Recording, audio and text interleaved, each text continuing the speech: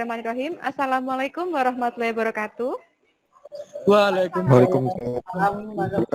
Selamat pagi, Ibu yang terhormat selaku Kepala Sekolah, Pak Abu Salam dari Iduka Dinustek, Ibu Nuning Minarti selaku K3, serta Bapak Ibu Guru Produktif yang saya hormati, dan anak-anakku semua yang saya sayangi.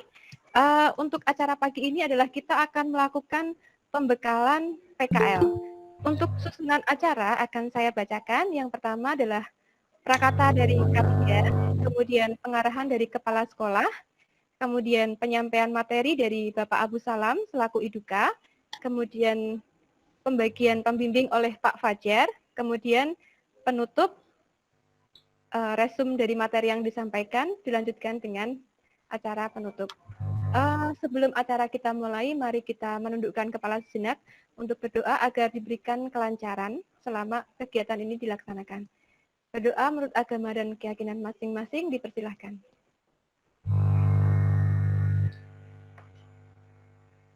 Doa selesai. Untuk acara selanjutnya adalah sambutan dari K3. Untuk itu, Bu Nuning selaku K3 bisa waktu dan tempat saya persilahkan. Terima kasih.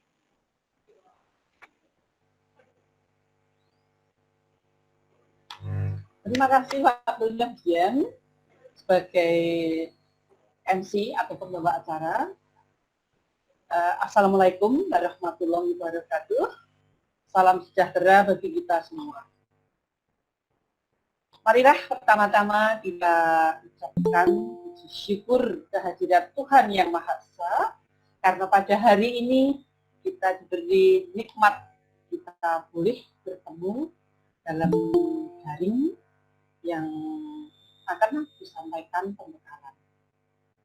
Ibu Kepala Sekolah, Ibu Harti SPD MKOM yang kami hormati, Bapak Abu Salam MKOM dari Iduka Dinustek yang saya hormati, izinkanlah kami menghaturkan banyak terima kasih atas kehadiran Ibu Hati di dalam daring pembekalan RPR ini, kehadiran Bapak Abu Salam MKOM, dan juga Bapak Ibu Guru tim pengajar RPL semuanya, serta anak-anakku 11 RPL 1, 11 RPL 2 dan 11 RPL 3 yang Ibu sayangi dan Ibu banggakan.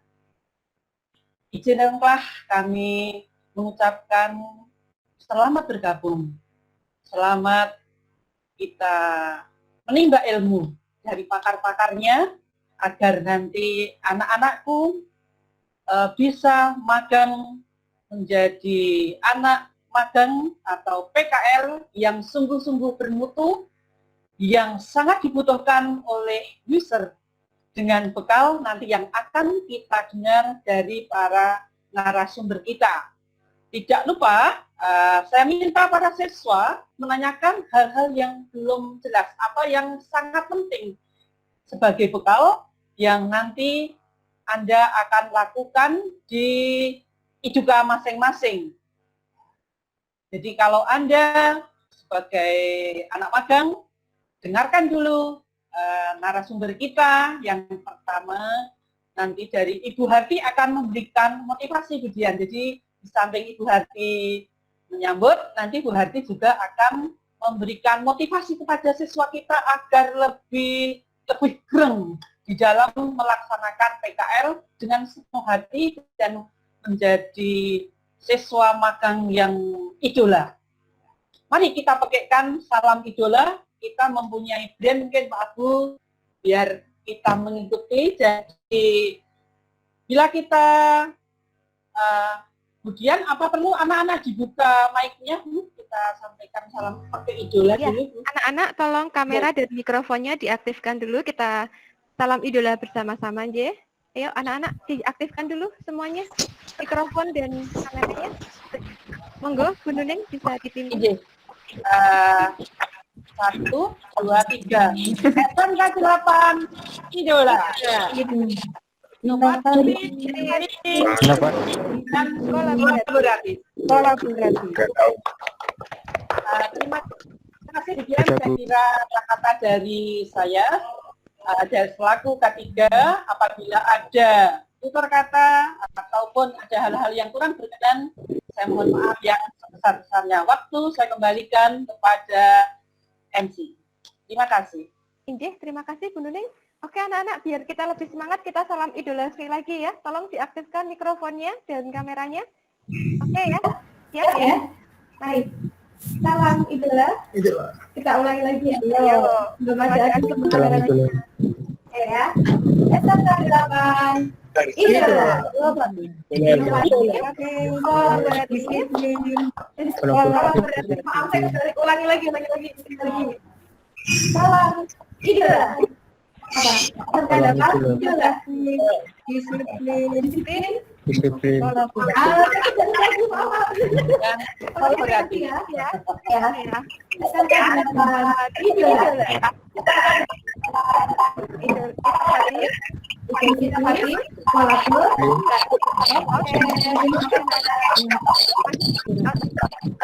Untuk bisa dimatikan lagi. Baik ya, untuk acara selanjutnya adalah penyampaian pemberian motivasi dari Ibu Harti selaku Kepala Sekolah SMK Negeri 8 Semarang. Untuk itu waktu dan tempat kami persilahkan. Terima kasih Bu Harti. Yeah. Terima kasih Bu Dian. Assalamualaikum warahmatullahi wabarakatuh. Waalaikumsalam warahmatullahi wabarakatuh. Selamat pagi dan salam sejahtera untuk kita semua. Selamat pagi Bu. Selamat pagi, salam sejahtera Ibu. Pagi Bu. Yang saya hormati Bu Nuning beserta tim RPL, juga dari IDUKA, dari Dinustek, Bapak Abu Salam, ya. Juga yang saya banggakan anak-anakku, khususnya 11 RPL 2 dan 11 RPL 3. Ya. Salam idola, ya, salam idola, inovatif, disiplin, kolaboratif. Anak-anakku yang saya banggakan bahwa sebentar lagi anak-anakku akan praktek kerja lapangan. Nah, mengapa praktek kerja lapangan ini sangat penting bagi SMK?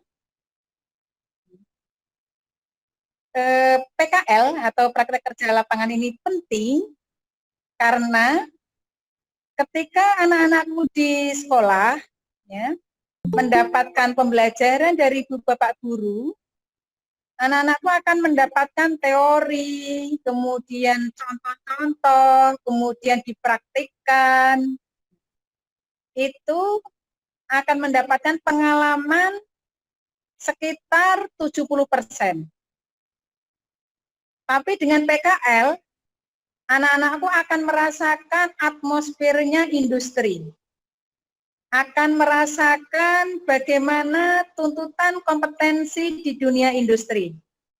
Bagaimana karakter yang dituntut oleh industri. Itu kalau kita terjun akan merasakan sampai 90% pengalaman kerja. Untuk itu, kesempatan PKL ini, baik luring maupun daring, manfaatkan sebaik-baiknya. Apapun modanya, polanya, maka poin-poin pengembangan potensi, pengembangan kompetensi. Kalau PKL-nya ada di pengembangan software, artinya kompetensi pengembangan software. Selain itu yang tidak kalah penting adalah serap karakter-karakter, soft skill yang dikembangkan di industri. Industri menuntut kedisiplinan, industri menuntut bekerja sama atau seperti slogan kita, disiplin, kolaborasi. Industri jelas menuntut orang-orang yang punya inovasi. Nah, untuk itu anak-anakku, terapkan baik-baik. Jangan sampai selama PKL justru tidak dimanfaatkan. Akan muncul masalah-masalah yang tidak kita prediksi.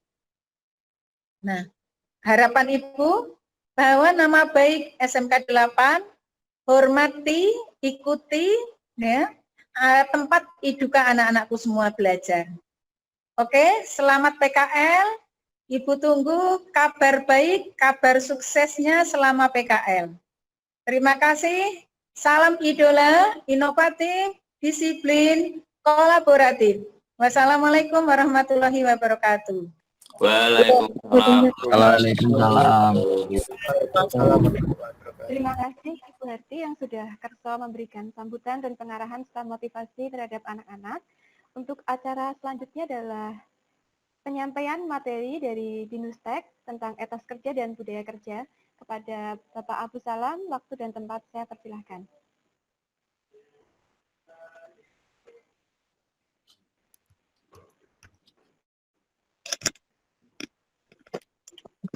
Suara saya sudah jelas, Bu Dian? Jelas Mas Abu. Assalamualaikum warahmatullahi wabarakatuh.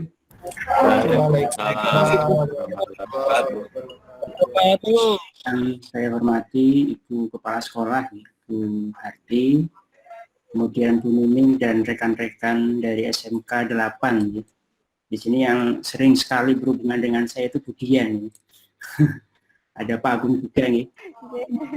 Alhamdulillah ya, saya dapat hadir di acara yang sangat baik sekali ya. Jadi di sini tujuan dari acara pembekalan pastinya adalah mempersiapkan. Kebetulan di sini saya bicara dari sisi industri. Kebetulan saya di Dinustek di sana sebagai kepala software ya. Jadi kental sekali memang dengan jurusan RPL yang ada di SMK 8. Kalau dari sisi industri ya, karena kebetulan saya juga ada di akademisi juga nih, saya juga dosen di Dianus Wantoro University, jadi tahu persis ya bagaimana mempersiapkan ya yang sekiranya industri itu sangat membutuhkan. Sebenarnya poinnya itu sama dengan yang disampaikan Ibu Kepala Sekolah tadi ya, jadi kalau tuntutan industri adalah untuk sisi profit ya, itu adalah hard skill memang ya. Tetapi dalam prosesnya ya, dalam tahapannya untuk bisa mencapai tujuan, itu kita butuh soft skill dari SDM yang terlibat. Kalau kita bicara SDM yang terlibat, aspek dari sisi PKL juga ada sebenarnya. Jadi industri melihat bahwa PKL itu lebih ke arah kita mencoba melihat bibit-bibit unggul ya, yang sekiranya nanti mungkin bisa dilakukan proses kolaborasi lebih lanjut. Jadi kalau dalam ranah ini ya, kita akan coba melihat dari perspektif industri. Ada beberapa pengalaman ya, mungkin saya bisa cerita dulu di awal ya, untuk sedikit menginspirasi dari adik-adik semuanya yang ada di sini ya. Kebetulan tidak hanya SMK 8 sebenarnya ya. Jadi dari Dinustek juga ada kerjasama dengan beberapa sekolah ya. Tetapi memang yang saya rasakan, alhamdulillah ya, itu banyak jodoh dengan SMK 8. Jadi kita menerima beberapa siswa-siswi magang ya di Dinustek ya. Itu memang dari beberapa SMK, tetapi yang banyak jodoh kebetulan dengan SMK 8. Jadi kalau saya lihat secara umum memang dari sekian banyak sekolah yang membuka jurusan rekayasa perangkat lunak ya, khususnya di Kota Semarang memang SMK 8 sudah diperhitungkan ya dari kacamata industri. Itu yang saya rasakan ya. Mungkin kalau saingannya ya ada di SMK 11 ya, kemudian SMK 10 yang saya tahu ya, yang ada RPL-nya, dan kebetulan SMK 7 belum ada ya. Itu kira-kira satu poin nilai plus ya yang mungkin bisa terus dipertahankan dari SMK 8. Ini tidak lepas dari beliau-beliau para guru yang sudah mendedikasikan waktu dan lain sebagainya ya untuk siswa-siswa yang ada di SMK 8. Jadi kita bicara magang ya, ini sedikit cerita ya, bahwa industri itu melihat beberapa potensi sumber daya manusia ya, untuk katakanlah mencapai tujuan dari industri itu. Ini sebagai contoh saya di Dinustek ya. Jadi Dinustek itu sebuah software house ya. Software house yang banyak sekali bekerja sama dengan instansi resmi. Jadi kita beranjak dari MOU yang memang sudah dilakukan, salah satunya adalah oleh Bapak Rektor ya, karena kebetulan di Dinustek ini sebagai UPT-nya Udinus ya. Jadi ada beberapa poin pekerjaan yang diawali dengan sebuah MOU. Bapak Rektor dengan beberapa kepala daerah ya. Kepala daerah ini bisa bupati, bisa wali kota, bisa gubernur ya. Kemudian banyak kerjasama-kerjasama yang dilakukan di situ ya untuk fasilitasi software, kemudian konsultasi dan lain sebagainya. Nah, citra Dinustek ya dalam hal itu adalah tidak hanya dinilai dari produk yang dihasilkan ya. Contoh misalkan ya, jadi kita membuat sistem fasilitasi pendaftaran online di Kota Semarang, PPDB ya, PPDB online kan untuk Kota Semarang berarti yang mulai jenjang TK, SD dan SMP. Produk itu bisa dibuat oleh siapapun. Jadi tidak hanya oleh Dinustek. Saya yakin di Semarang banyak software house yang mumpuni untuk membuat itu. Tapi pertanyaannya adalah kenapa pemerintah Kota Semarang hanya mau dengan Dinustek gitu. Jadi kita sudah menangani itu, kalau saya sendiri terlibat dari tahun 2009. Tahun 2009 terlibat, kemudian di tahun 2010 sempat dihandle oleh Telkom, kemudian Dinas Pendidikan tidak mau lagi kembali ke Dinustek. Kemudian saya mati, ternyata tidak hanya produk yang dinilai, tetapi bagaimana kita menjalin komitmen ya, komitmen untuk bagaimana produk itu bisa berjalan dengan baik. Jadi poin utamanya ternyata di situ. Sehingga yang dibutuhkan oleh industri ya, bagaimana kapasitas dari sumber daya manusia itu adalah dominan dari aspek soft skill-nya. Jadi yang pertama pasti ya, kita bicara bagaimana kita bisa berkomunikasi dengan baik. Jadi ilmu verbal ya, ini juga saya kira mungkin ya ini memang ada kondisi yang seperti ini sehingga mungkin kurang ya. Jadi misalkan ya, guru memberikan kesempatan siswa untuk bicara di depan kelas gitu ya. Guru memberikan kesempatan presentasi untuk mata kuliah tertentu, itu ternyata efeknya sangat luar biasa. Jadi bagaimana sebuah pekerjaan bisa berjalan dengan baik, itu kunci pertamanya adalah komunikasi. Bagaimana diterapkan dalam TKL ya, ini juga sangat wajib gitu ya. Bahkan mungkin tadi Bu Kepala Sekolah menyampaikan ada yang luring, ada yang daring ya, itu komunikasi tetap yang utama. Komunikasi nanti dengan penyeliannya mungkin di industri ya, atau mungkin yang terlibat langsung dengan klien ya, bagaimana menjalin komunikasi yang baik dengan klien. Kalau kita bicara komunikasi di sini tidak hanya kita berbicara, menanggapi dan sebagainya ya, tetapi lebih pada respon ya. Yang paling gampang itu kan pada saat klien kemudian kontak kita ya, itu seberapa cepat dijawab ya. Itu juga sebagai salah satu rangkaian dari komunikasi. Begitu juga nanti di PKL ya. PKL kalau pengalaman kita pada saat yang bersangkutan itu siswa magangnya itu dia komunikatif ya, dalam artian tidak hanya pada saat dia menyelesaikan tugas kemudian mengabari gitu ya, tetapi pada saat ada permasalahan, pada saat menemukan sesuatu yang sulit, itu juga harus proaktif terhadap penyelia. Itu juga dinilai gitu ya.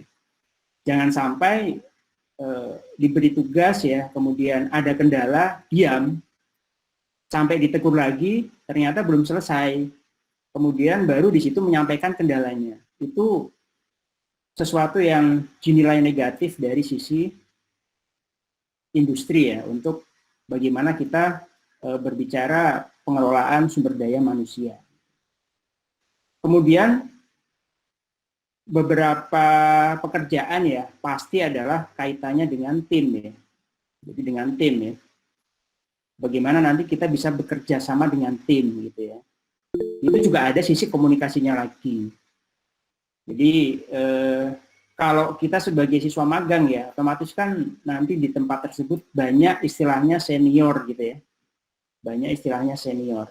Ya bagaimana cara kita berkomunikasi dengan senior gitu ya. Tidak harus semua yang dikatakan senior itu benar, tidak ya.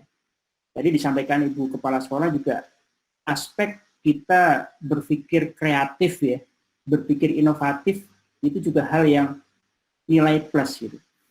Jadi jangan takut pada saat nanti melakukan magang itu kita memberikan usulan ya, memberikan masukan gitu ya. Sebagai contoh misalkan dari sisi penyelia menugaskan sebuah fitur X ya. Dari kalian tidak usah takut ya untuk bagaimana kalau X itu saya ada usulan dibikin seperti ini, seperti ini, seperti ini. Gitu. Contohnya seperti itu. Kalau seorang siswa ya sudah bisa berpikir ke arah sana, saya kira luar biasa gitu ya. Karena kalau tahapannya kan memang dari jenjang SMK ini sifatnya adalah coder ya kalau di dunia RPL ya. Jadi kalau tahapannya kan ada sisi perancangan, analisa perancangan ya, desain ya. Kemudian sudah jadi baru dieksekusi oleh tenaga kerja yang levelnya adalah SMK. Itu kan mainstreamnya ya. Kita bicara kebutuhan. Jadi dari sisi kebutuhan itu sebenarnya industri tidak melihat jenjang tersebut gitu. Pada saat ada potensi dari siswa SMK sekalipun ya, yang pola pikirnya, tingkat pikirnya sudah sampai ke ranah analisa, perancangan, itu juga kita pasti senang ya. Dan pasti akan ditandai. Jadi orang itu akan ditandai. Walaupun mungkin ya, pada saat itu di tempatnya belum ada lowongan untuk SDM ya, tetapi pastinya sudah ditandai.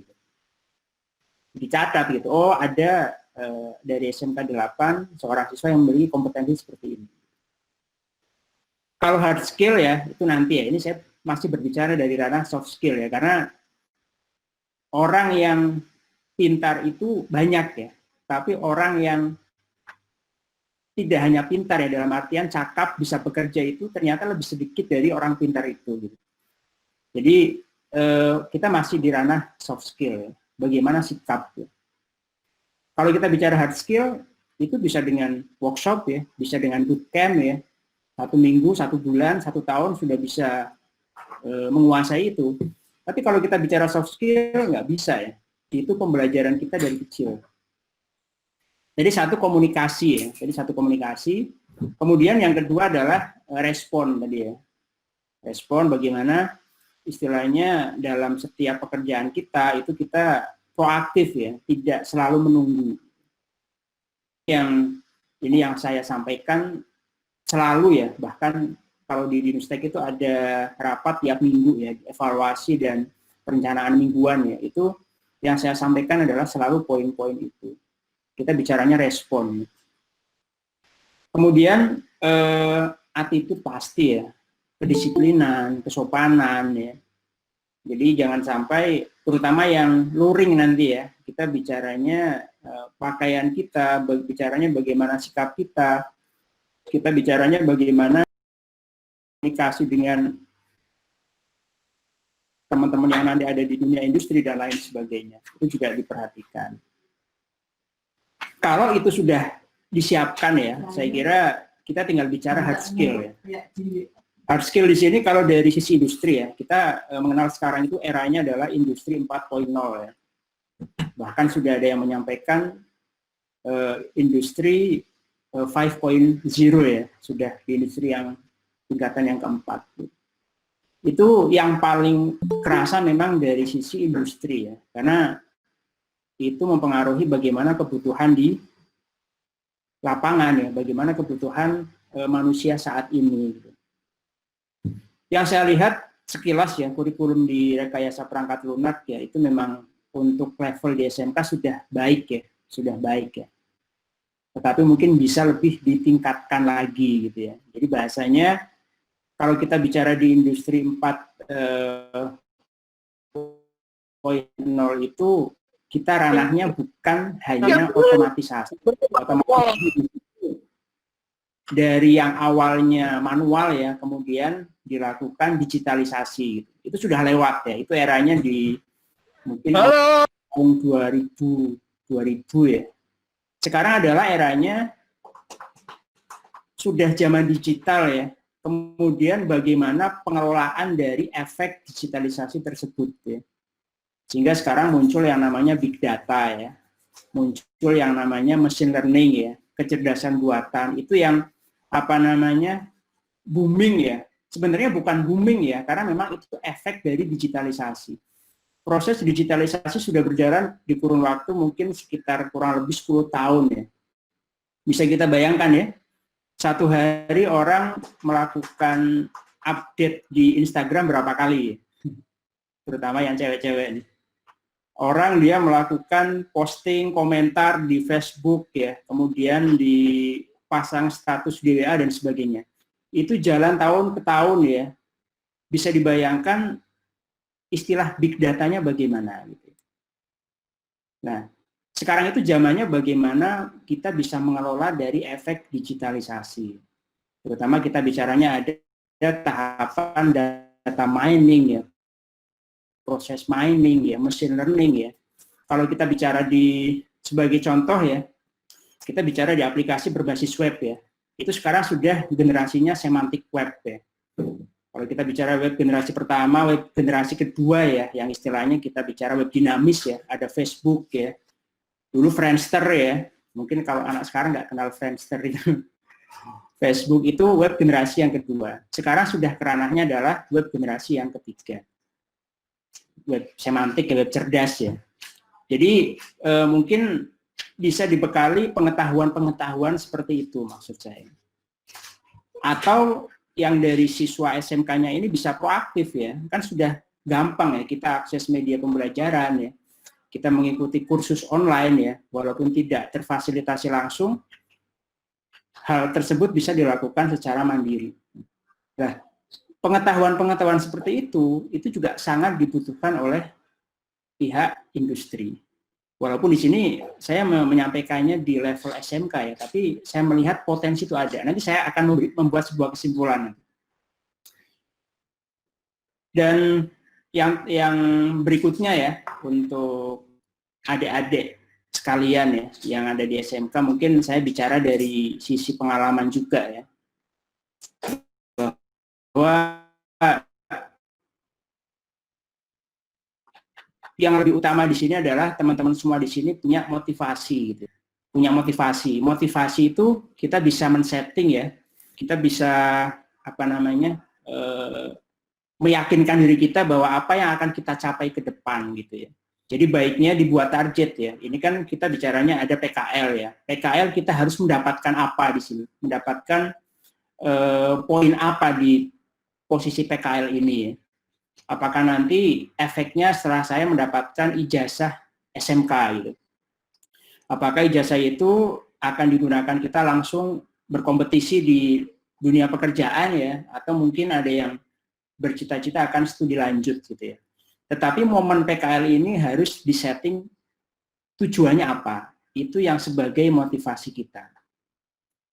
Karena nanti kalau kita sudah melakukan proses setting goal seperti itu ya, kita akan termotivasi setiap tindakan kita, setiap sikap kita, perilaku kita, itu nanti arahnya adalah ke sana. Contoh misalkan kita setting, nanti setelah SMK, saya harus masuk sebagai kriteria junior developer ya, atau web developer, atau Android developer ya, atau yang lainnya gitu. Nah, bisa dicari ya, cara untuk sampai ke sana itu apa. Kalau motivasi ini diimbangi dengan kompetensi ya, kemudian kuncinya lagi adalah kita menemukan lingkungan yang tepat ya. Itu saya kira hal tersebut sangat mungkin untuk berhasil ya. Mungkin kalau tingkat keberhasilannya bisa kita sebut 99,9% gitu ya. Jadi kita memiliki motivasi dulu ya, kita setting dulu tujuan kita itu apa gitu. Kemudian yang kedua, kita punya kompetensi. Kompetensi itu bisa dikejar ya, karena kompetensi itu kaitannya adalah hard skill ya. Kalau bakat dan tidak bakat itu masih bisa dikesampingkan gitu ya. Memang kalau orang berbakat, kemudian dia ketemu dengan kompetensi yang pas, ya dia akan sangat cepat gitu ya. Dia akan sangat cepat. Tapi walaupun kurang berbakat misalkan ya, contoh ya, kita pengen menjadi seorang software engineering ya, tapi matematikanya lemah gitu. Sebenarnya identik seorang software engineering itu harus diimbangi dengan otak kiri yang kuat ya, tapi matematikanya lemah. Tapi saya sangat termotivasi, saya pengen sekali menjadi seorang software engineering. Apakah bisa berhasil? Sangat bisa gitu ya. Karena kalau kita persentase, utamanya adalah motivasi tadi. Mungkin kalau kita bicara ada IQ, ada juga EQ ya, emotional quotient ya. Itu yang lebih dominan ya untuk sebagai suatu tolak ukur keberhasilan seseorang gitu ya. Jadi semuanya bisa gitu ya. Kemudian kita menemukan lingkungan yang pas ya. Ini ya, ini momen praktek kerja lapangan itu kita mencari habitat kita ya, sesuai motivasi kita, sesuai kompetensi kita. Kita coba merasakan bagaimana rasanya di dunia industri. Sehingga momen PKL ini buat saya memang sangat penting ya untuk siswa SMK. Sehingga tadi yang saya sampaikan bagaimana kita menyiapkan ya untuk nanti kita bisa berkomunikasi dengan baik, kita berperilaku dengan baik, dan tidak kalah pentingnya adalah kita bisa belajar dengan baik ya di dunia industri, itu harus dimaksimalkan. Kebetulan ini masih di ranah sebagai siswa ya, artinya pasti punya pembimbing dari SMK 8, itu juga lingkungan yang sangat pas gitu ya. Ada kendala bisa kita tanyakan ke penyelia, bisa kita tanyakan ke guru kita misalkan ya, itu kan kita dalam lingkungan yang pas. Sehingga rugi kalau memang tidak bisa memaksimalkan praktek kerja lapangan ini. Yang dipersiapkan apa? Sebenarnya yang inti dipersiapkan adalah keyakinan kita sudah siap atau belum gitu ya. Kalau bahan hard skill ya, saya kira itu sudah didapatkan dari SMK 8. Kalau etos kerja dan lain sebagainya itu nanti kita bisa mengikuti apa yang ada di industri masing-masing. Karena kalau kita bicara software host, kita bicara di software developer memang agak sedikit berbeda ya dengan profesi-profesi yang lain gitu. Ada dunia industri yang membebaskan jam kerja ya, asalkan kita posisinya menyelesaikan task ya, atau list yang sudah ditetapkan misalkan. Atau ada yang tetap memakai jam reguler ya, misalkan. Itu juga bisa saja seperti itu. Jadi fleksibel. Aku emang Pak. Siapkan dari apa yang sudah ada dalam diri kita ya, bekal dari SMK 8 ya, restu dari Bapak Ibu pastinya ya, dan lain sebagainya. Kemudian terakhir ya, ini saya sampaikan ya, ini khusus di SMK 8 ya, SMK 8. Jadi kebetulan di Nustek itu ada beberapa SDM dari SMK 8 ya. Mungkin kalau yang kenal ada Mas Isa ya, Mas Isa Ahsanu ya. Itu namanya pendek jadi saya gampang hafal ya. Kemudian berikutnya ada Mas Alan ya, Mas Farda Alan ya. Kemudian yang terakhir yang paling baru itu ada Mas Hanif ya, Hanif Setiananda kalau tidak salah. Saya menilai ya, jadi intinya itu di Nustek juga bersyukur ya mendapatkan SDM seperti itu. Ini bisa jadi motivasi untuk teman-teman yang lain. Jadi alhamdulillah dari ketiga orang tadi ya dari SMK 8 ya itu bisa kita rekrut setelah mereka lulus langsung dari SMK ya. Kemudian sekaligus bisa diposisikan untuk studi lanjut ya di strata 1 UBINUS dengan beasiswa 100%. Gitu. Sekaligus langsung merasakan lingkungan industri software engineering ya. Jadi apa namanya satu posisi ya, tapi alhamdulillah semuanya bisa didapatkan. Itu sejarahnya dari apa kira-kira ya? Jadi yang pertama kali adalah saya melihat Mas Isa Ahsanu ya, kebetulan dia juga mantan magang di Nustek ya, mantan magang di Nustek ya, kalau tidak salah pembimbingnya Budian gitu ya. Jadi kita lihat seseorang yang melakukan proses magang, yaitu memang kita lihat dari apakah bisa menyelesaikan tugas yang diberikan. Satu ya. Kemudian yang kedua, kita lihat bagaimana sikap ya, kedisiplinan dan hal-hal yang kita sebut sebagai attitude itu ya, yang dimiliki oleh siswa tersebut. Yang terakhir ya, kita melihat bakat ya. Kita melihat bakat ya. Ini karena posisinya khusus ya, jadi kita melihat bakat. Dan berikutnya kita melihat dari nilai akademik ya, nilai akademik ini. Kita melihat itu semua dan cocok gitu ya, ada potensi gitu. Kita ajukan, kita proses, alhamdulillah sekarang juga sudah di semester 7 ya, masih satu semester 7. Dan IPK-nya juga alhamdulillah sangat bagus ya. Jadi kedua orang ya, karena Mas Hanif itu masih baru ya, masih semester 1 ya, itu sudah memiliki kinerja yang memang bagus. Itu awalnya dari magang. Jadi bisa momen PKL itu sebagai batu loncatan. Makanya tadi saya sampaikan jangan sampai disia-siakan ya. 3 poin tadi ya. Jadi kita bicaranya adalah kompetensi ya, kemudian motivasi ya, kemudian lingkungan. Itu kalau dalam posisi yang pas ya, dalam satu kesatuan yang cocok ya, saya kira untuk menghantarkan seseorang berhasil itu luar biasa gampang gitu ya. Ya pastinya semuanya jalan dari yang di atas ya, tetapi di sini kita posisinya adalah berusaha dan berusaha.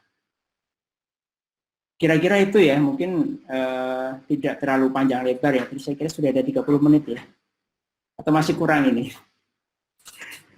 Mungkin disambung dengan sesi tanya jawab dulu Mas Abu. Oh gitu ya, mungkin kalau dari saya yang saya sampaikan itu ya, monggo kalau ada pertanyaan dari teman-teman semua yang ada di sini ya, terutama yang calon anak magangnya ya, monggo.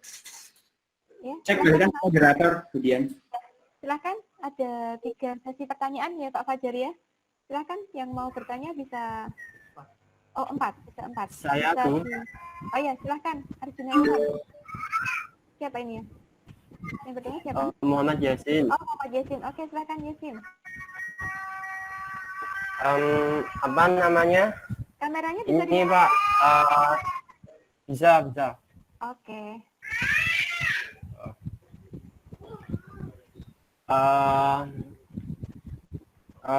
Pak, yang saya mau tanyakan itu Bapak kan ketua bagian software development di Nustek.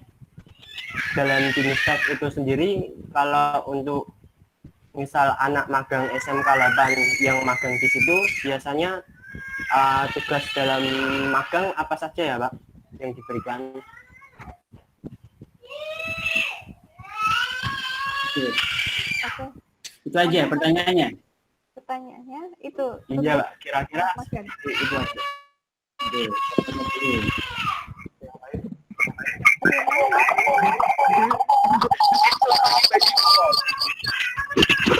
Siapa?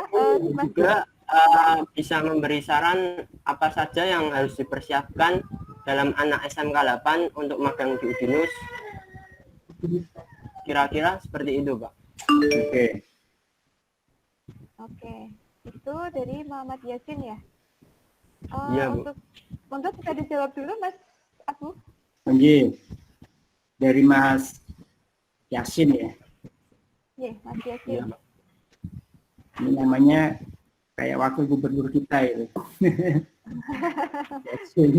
Oke, sebenarnya Pak Tas Yasin. Nih, terima kasih Mas. Jadi saya jawab pertanyaan yang pertama ya. Ini spesifik di Nustek ya, karena kalau kita bicara di tempat lain saya kira bisa berbeda ya. Jadi kalau di Nustek itu untuk bisa magang di Nustek itu satu yang pertama adalah kita lakukan screening dulu ya, istilahnya tes ya.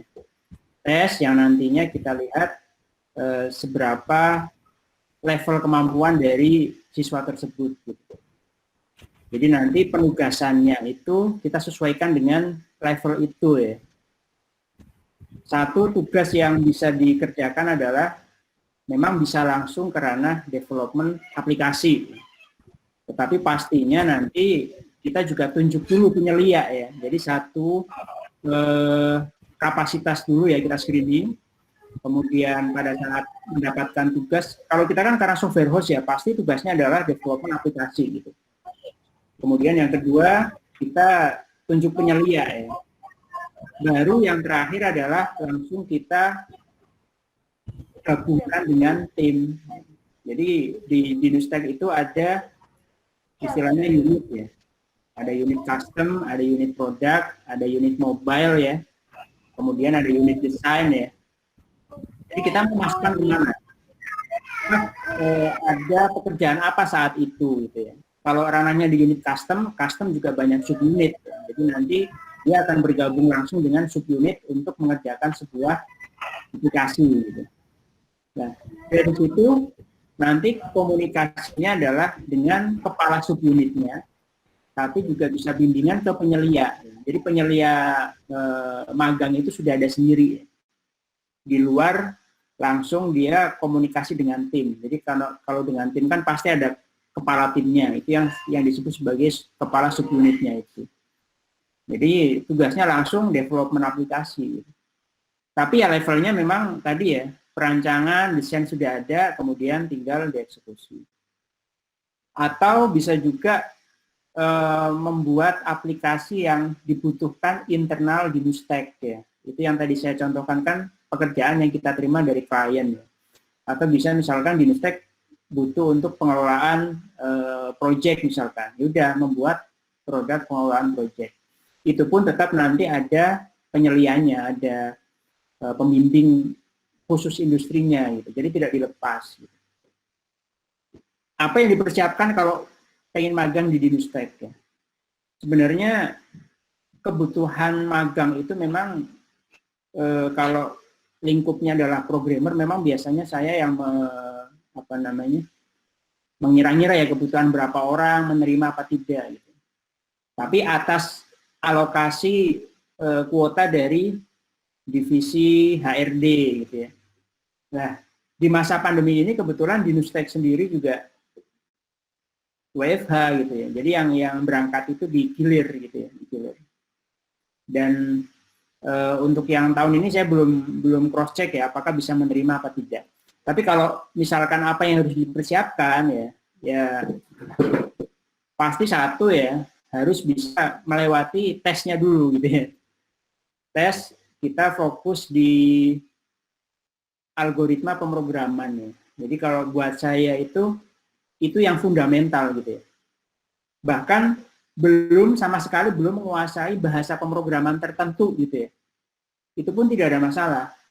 Asalkan memang logiknya sudah jalan ya, bagaimana dia menyelesaikan sebuah permasalahan langsung itu sudah bisa gitu. Kalau apakah nanti dia bisa cakap PHP, cakap Laravel misalkan framework ya, coordinator dan sebagainya, itu bisa menyusul, Kurang lebih itu, Mas Yasin. Gimana, Mas Yasin sudah cukup jelas disampaikan Pak Abu?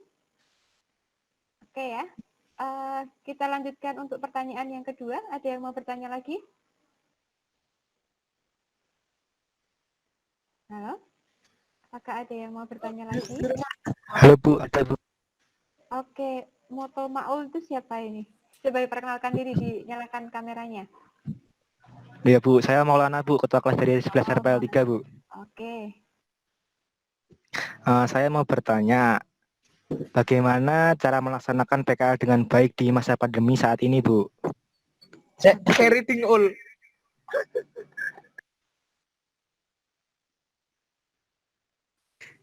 Hanya itu Mas Maul? Atau ada pertanyaan lain? Iya, itu Bu.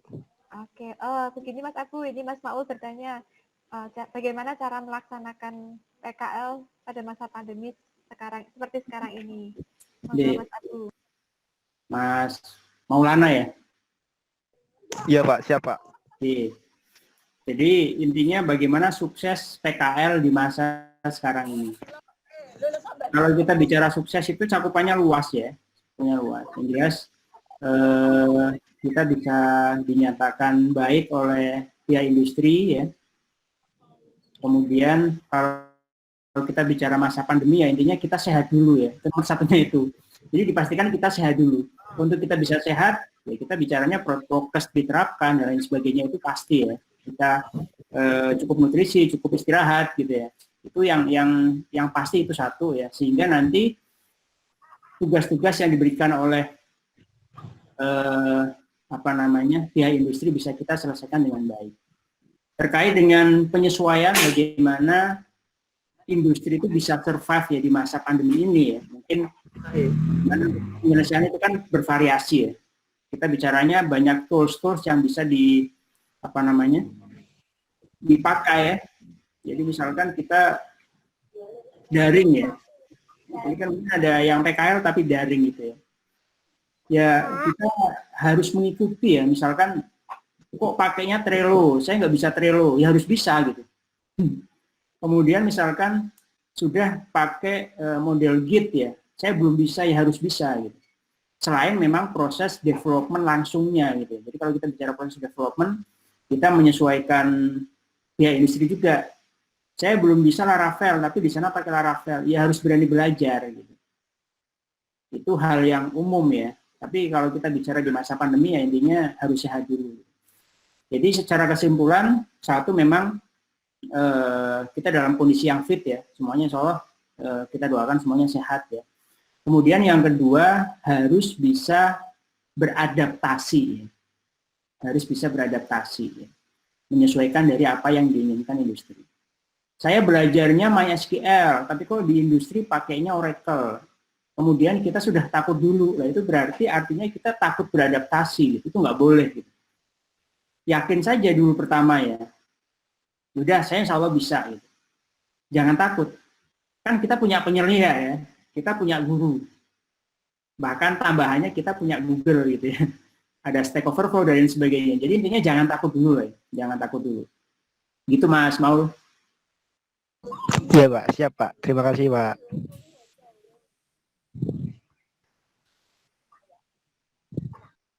Oke ya, cukup jelas ya Mas Maul. Masih ada waktu Pak Fajar? Masih ya? Satu lagi ya, silahkan. Ada satu sesi lagi yang mau bertanya? Kalau sudah cukup, ada yang mau bertanya lagi nggak? Mumpung masih ada Pak Abu di sini. Halo? Nggak usah malu-malu ya. Nggak usah malu-malu, Pak Abu santai orangnya ya. Lagi bertanya lagi. Oh iya, Mas Maul lagi nih, Mas Maul lagi nih. Tanduk ya? Tanduk. Boleh, boleh. Gini, apa yang harus kita lakukan pada saat hari pertama memulai kegiatan PKL di Duga?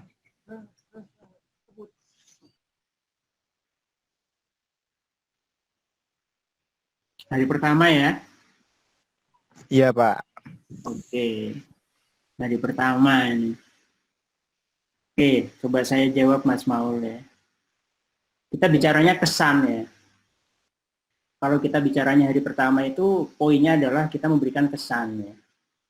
Kalau dia sifatnya luring ya, artinya kita bisa bertatap muka langsung, ketemu langsung ya. Itu kesan pertama adalah kita melihat dari bagaimana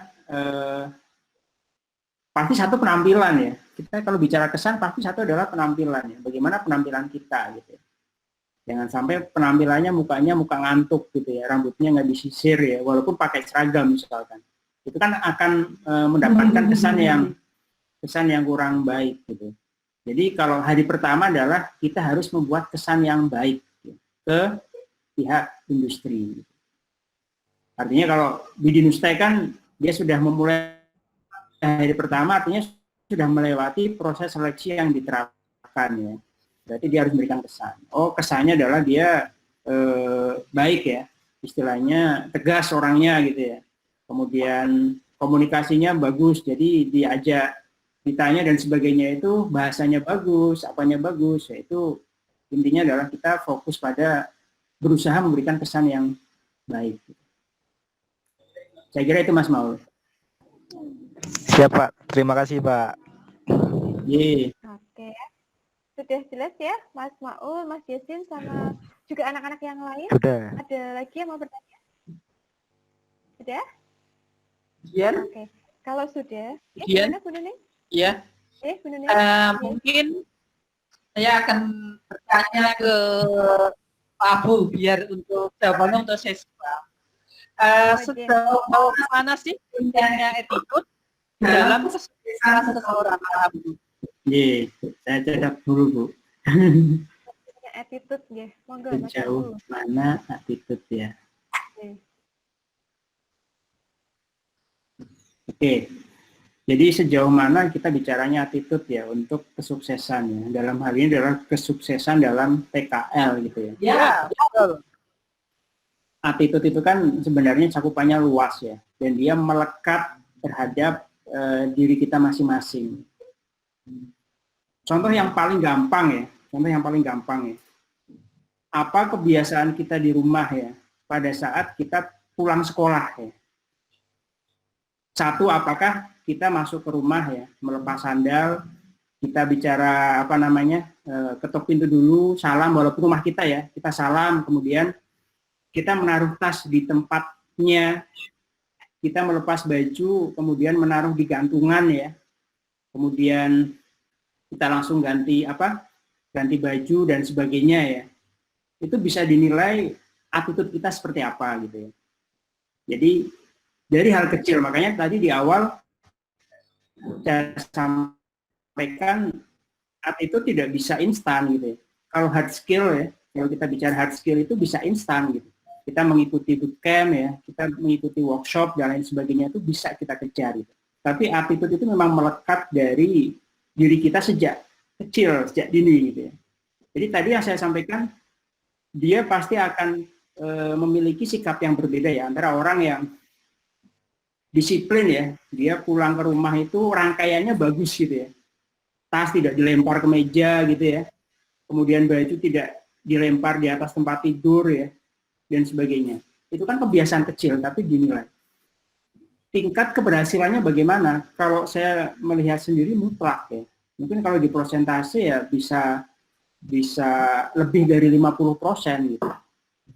Bahkan tadi sudah saya sampaikan statement ya, kalau kita berbicara orang yang pintar dari sisi hard skill itu banyak gitu ya. Tapi untuk yang dia memiliki attitude yang baik ya, itu susah gitu ya.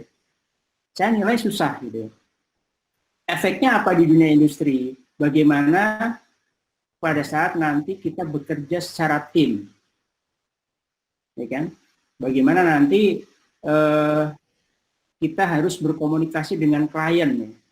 Bagaimana kita memberikan kesan ya terhadap klien untuk bisa selalu mempercayakan produknya ke kita gitu. Itu semuanya tidak hanya hard skill ya, tetapi dominan pada sisi soft skill ya, pada sisi attitude-nya ya. Jadi kalau ditanya seberapa penting, kemudian efek ke kesuksesan seperti apa, itu ya sangat ya. Bahkan kalau teman-teman di sini lihat ya, bagaimana yang dominan ya, antara IQ atau EQ ya, itu kan pasti lebih dominan EQ, gitu. Emosional ya. Makanya tadi kalau kita bicara attitude ya cakupannya tadi, kita bicara di motivasinya gitu ya. Kita punya motivasi, kita punya sikap yang baik ya, kita punya kepribadian yang baik gitu ya. Ya ini juga yang mendasari kenapa saya tertarik dengan kakak-kakak kelas kalian ya, kayak Mas Isa, Mas Alan ya, kemudian Mas Hanif gitu ya. Itu juga kita nilai memiliki attitude yang baik. Jadi itu dijaga. Tidak bisa instan ya, tapi harus menjadi habit gitu ya. Bagaimana kita memiliki kesopanan ya, bagaimana kita bisa disiplin ya. Jadi kalau industri menyampaikan jam kerja jam 8 sampai dengan jam 5 misalkan, atau jam 4 ya. Ya jangan sampai jam 8 baru berangkat dari rumah gitu ya. Ya kira-kira seperti itu ya, itu hal yang sangat wajib ya. Bahkan mungkin tidak hanya nanti di PKL ya, tapi mungkin di semuanya ya, di semua aspek ya. Di sekolah, nanti di dunia pekerjaan langsung ya, atau mungkin di rumah bahkan ya, dan lain sebagainya. Ngaten Bu Nuning? Terima kasih. Terima kasih Mas Abu untuk karena ini kita mengingat waktu. Nanti anak-anak jangan keluar dulu ya, saya tutup dulu acaranya. tapi kalian tetap stay di sini. Dari apa yang sudah disampaikan Pak Abu tadi, saya bisa ambil kesimpulan bahwa dalam melaksanakan PKL itu perlu adanya komunikasi, respon, dan attitude adalah hal yang paling penting. Kemudian ketika Iduka itu membutuhkan satu tenaga ahli, dia tidak harus menggunakan jenjang pendidikan yang tinggi. Dari kalian anak-anak SMK pun mempunyai kesempatan yang sama, asal kalian punya soft skill yang bagus ya. Kemudian untuk kalian bisa PKL dengan baik, rasa percaya diri itu sangat diperlukan dan attitude yang paling utama. Itu yang bisa saya ambil kesimpulan dari apa yang disampaikan Pak Abu. Jadi kalian harus memberikan kesan pertama yang begitu menggoda kepada para Iduka. Mas Agung. Jadi bagaimana kalian bisa membuat Iduka itu jatuh cinta dari disiplin kalian. Kalian datang lebih awal. Mungkin kalau jam 8 kerja, jam 8 berangkat, itu kalian setengah 8 sudah sampai. Itu kalau yang wajib hadir. Kalau yang daring, kalian selalu menyelesaikan tugas yang diberikan tepat pada waktunya. Saya yakin Iduka akan jatuh cinta dan kemungkinan kalau ada kesempatan untuk bergabung, kalian pasti akan ditarik seperti halnya Mas Isa, Mas Alan, juga Mas Hanif. Juga dari Pak Abu ini kemarin juga ada kakak kelas kalian yang diminta untuk bergabung di Polines, Mas Abu. Yeah. Ada yaitu Mas Dimas Bagas, Mas Noval, dan Mas Iqbal. Mereka juga kakak-kakak kelas kalian yang hebat dan mempunyai attitude yang luar biasa. Jadi saya harap dari PKL ini nanti kalian juga bisa mendapatkan langsung terserap ke dalam dunia kerja. Begitu nggih Bu Nuning kira-kira nggih? Iya Bu Dian. Untuk sudah tepat. Iya, sudah tepat. Karena waktu sudah menunjukkan. Bu Herti mungkin mau ada tambahan dari sebelum kita tutup acara? Halo. Halo, Bu Herti. Halo Bu Herti. Masih aktif apa keluar? Masih ada itu, Bu. Tapi tapi mungkin lagi ada kesibukan nggih Bu Nuning nggih. Nggih. Baik, sebelum Pak Fajar, jadi bacakan itu enggak? Intaran aja Bu Nuning, intaran aja dengan anak-anak. Oke. Baik, anak-anakku semua, demikian keseluruhan acara pembekalan hari ini. Semoga apa yang disampaikan bisa menjadi bekal kalian dalam melakukan PKL, ya. Dan demikian saya tutup dengan wassalamualaikum warahmatullahi wabarakatuh. Waalaikumsalam warahmatullahi wabarakatuh. Kalau Mas aku mau live dulu, tidak apa-apa, monggo Mas. Ini biar Pak Fajar yang memimpin. Silahkan Pak Fajar. Ya, terima kasih Bu Dian. Ya, Assalamualaikum warahmatullahi wabarakatuh.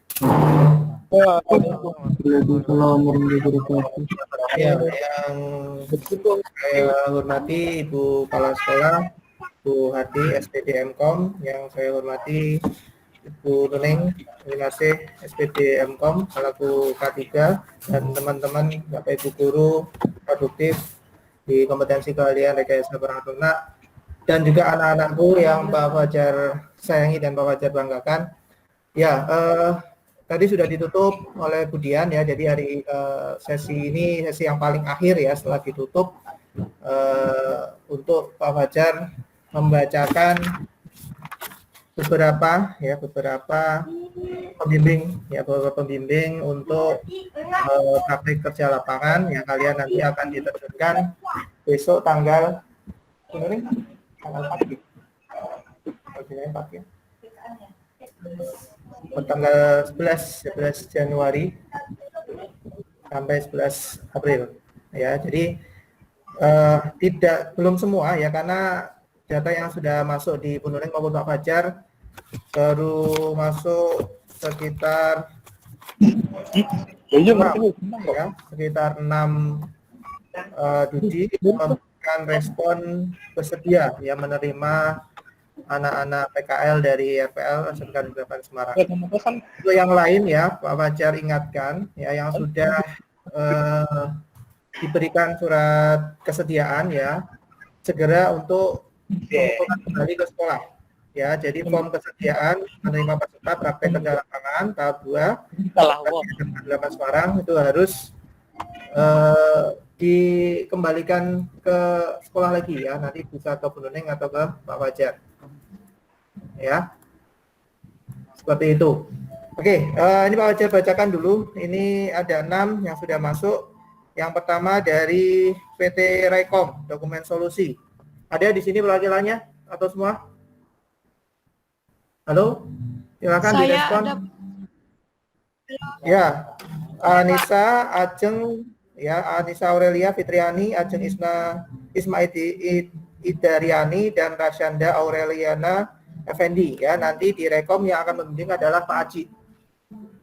Ya, jadi nanti silakan kalian ya bertiga berkomunikasi langsung melalui Pak Aji. Ya, jangan datang ke sekolah, tapi komunikasikan dulu. Paham ya? Oh, iya, paham. Ya, nanti kita akan menghubungi Pak Aji terlebih dahulu. Setelah ini ya nanti. Kemudian yang PKL di Museum Jateng, Ronggo Warsito, atas nama Irfan Hakim Firmansyah dan Afian Habib Maulana. Ada di sini? Iya Pak, saya Pak. Oke, nanti yang akan membimbing kalian ya adalah Pak Agung Setiawan. Ya, jadi sama seperti tadi, silakan berkomunikasi terlebih dahulu dengan Pak Agung. Iya Pak. Oke, ya kemudian yang PKL di MIP Labs ya, MIP Labs atau di Fosan ya, Fosan Academy ya. Ada 3 orang atas nama Febrian, Budi, kemudian Abdul Aziz dan M Sabil. Ada di sini? Halo, Febrian, Abdul Aziz, Sabil. Ada Pak. Ada Pak. Oke ya, nanti yang akan membimbing Pak Fajar.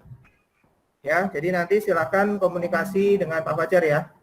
Ya nanti boleh membuat grup dulu, nanti Pak Fajar dimasukkan di satu grup dengan kalian.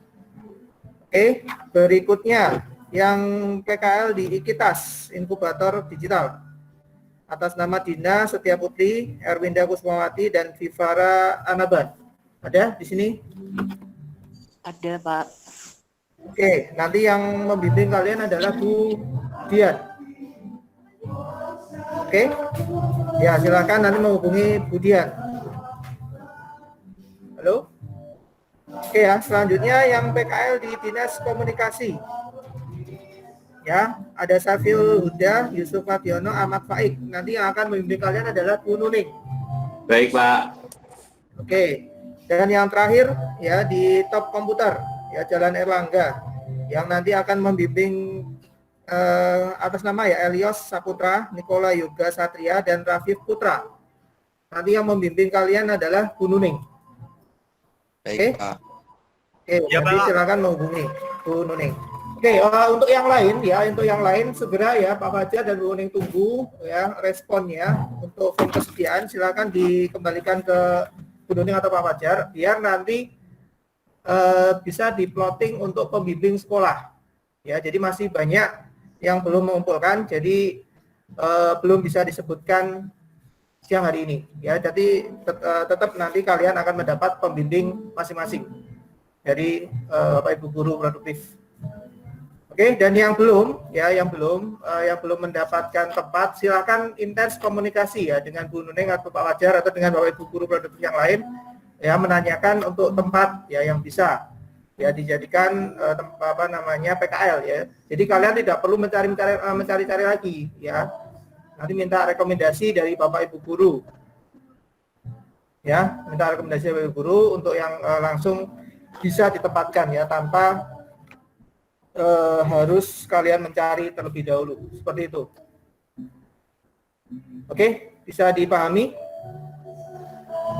Bisa, Pak. Oke. Siap.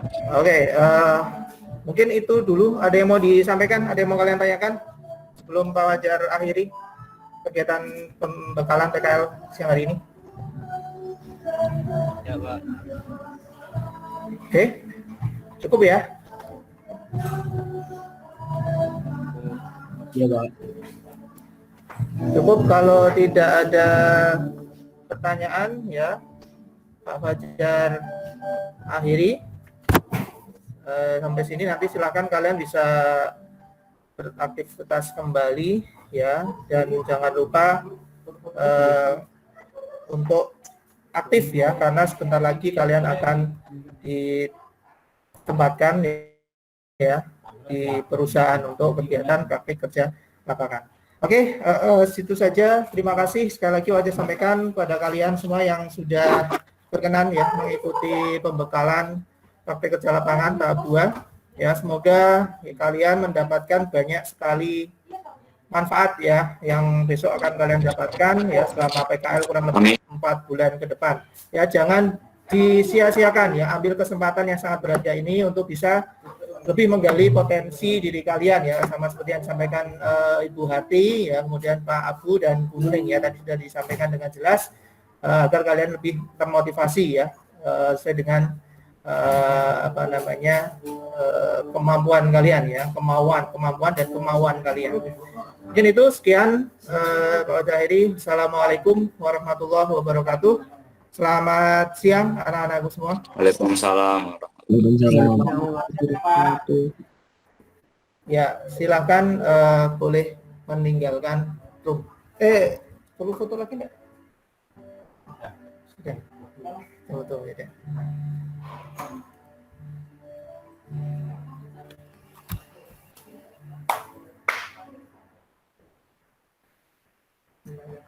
Sampai ya sini. Enggak dapat proyek.